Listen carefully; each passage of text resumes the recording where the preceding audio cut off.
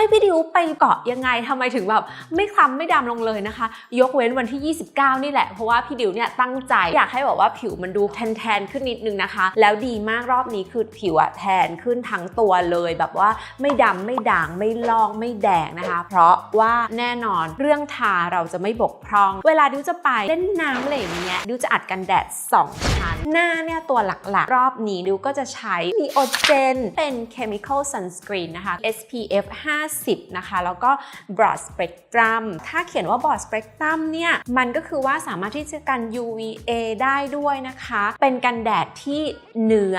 เบา